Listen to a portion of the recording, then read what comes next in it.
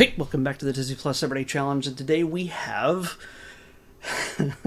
Shark versus Giant Croc. This is a National Geographic one-shot kind of thing. It's 44 minutes long. It's from 2026. It's part of the whole Shark Fest thing. It's our weekly Shark Fest thing because I wanted to put in my final few months of doing this, I wanted to give a shot at bringing back the shark shows because there was an awful lot of them. And I've gone through all of them. And there's just a handful of new ones they added, something like maybe 7 or 8 or something like that. Not exactly sure. I know we're going to be ending at the end of August, toward the end of August. We've gone through a number of them so far. But, yeah. This is one more, and versus a giant croc. We've had another one similar to this, the croc that ate Jaws. Yeah, and that one, if I remember correctly, it was a bit more sensationalistic. And while those have their place to really, draw in viewers and, make it more exciting and dramatic, and I'm much more into the people, seeing how the people who investigate these kind of things, who research it. It's not like they're investigating a crime or a murder. It's more about researching the areas in which they live and interact, and how they they come into conflict with each other. But you think, well, crocodiles are freshwater creatures and sharks are saltwater, mostly in the oceans. Well, the bull shark, as we've learned in other documentaries, can move between both fresh and salt water. It's just a slight change internally, and boom, he can travel upriver. It can get kind of scary if you're not expecting that kind of thing. It's happened in the Mississippi. And it's also happened in Australia, where this one takes place in the Daintree River. In the Daintree, I think, forest. I'm not sure if it's a jungle or anything, but it's a forest.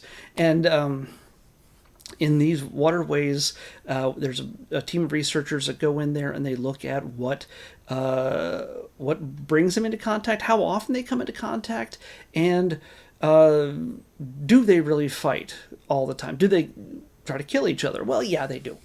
They do. Anything they find as a threat that isn't an obvious top-level predator, an apex predator, they will fight, especially if it means food. Especially if it means their food, or it means that they can make them into food.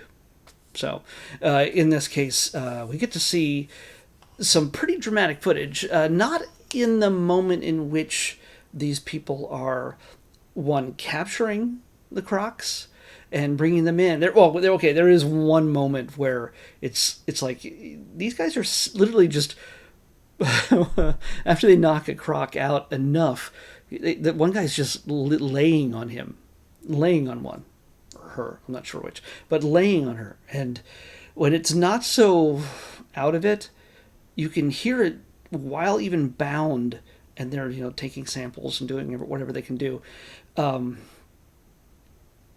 It tries to puff itself up just to make it seem bigger, and it's got a growl that you swear that's. I know that there's specific animals that they use to create the sound of a T-Rex in Jurassic Park. Honestly, I don't know if that's as terrifying as the sound that this actual just giant croc makes. And when they finally let it free and let it take away its bindings and say, okay, it's time for you to go now, one guy pokes it with a stick, or at least comes close to it with a stick, and it snaps.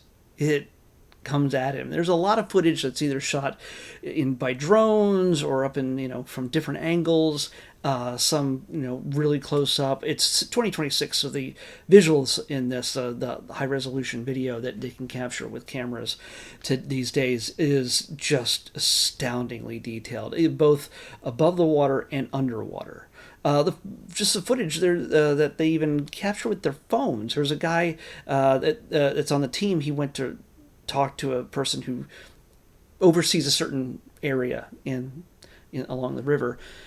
And he had reported that he had seen actual contact between the sharks and the giant crocs, and he provides video and photo footage of both. The one that he captured himself, where a crocodile is literally just taking a shark out, taking it under the water, and it's gone. And there's another shot where there is that he had a picture sent to him by somebody else where a crocodile was caught in a net, but it was only the front half. There was not a full crocodile.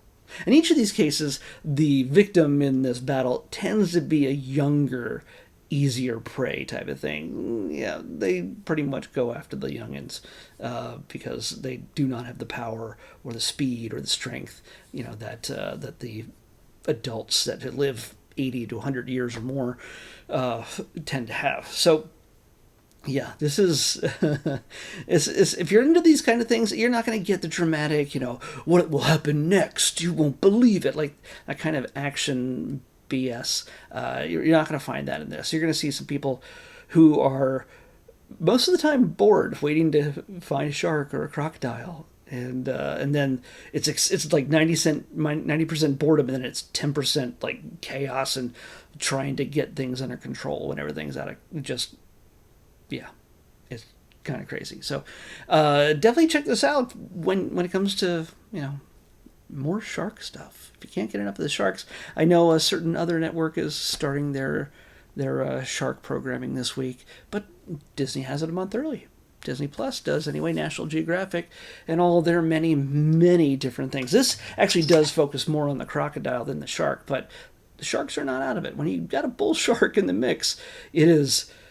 Yeah, it's never an easy thing. I don't know why I grabbed this, because I already know what we're watching tomorrow. Anyway, yeah, definitely, this is just this shot right here. This is terrifying in itself. The detail on this. I was looking at it on my computer, just,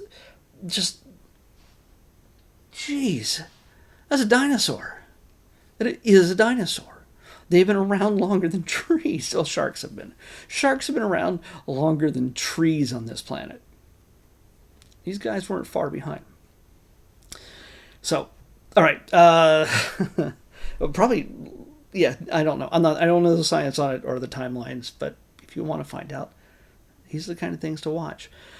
So, what we're going to watch tomorrow is a kind of a remix of what we were trying to do a couple days ago. Sure. Yeah, a couple days ago, and it was only showing up on Hulu. Well, The Devil Wears Prada 2 is now also on Disney Plus without having to have the Hulu connection. I'm not doing things that have provided to you through your subscription with Hulu. So, for some reason, it was just on Hulu first for a few days, and now I just happened to check it out, and I was gonna have a random pick here, but nope. We're gonna go a couple days in a row here with things that have been picked out ahead of time, and because we have something else coming up after this one, and then something big coming up in another few days that I'm looking forward to. But what we're gonna watch next is the Devil Wears Prada 2 movie with Anne Hathaway, Meryl Streep, Stanley Tucci, and so many others. A sequel that came out earlier this summer in May. So yeah. The Devil Wears Prada 2 is what we're watching next on the Disney Plus Everyday Challenge. I'll see you back here tomorrow with that.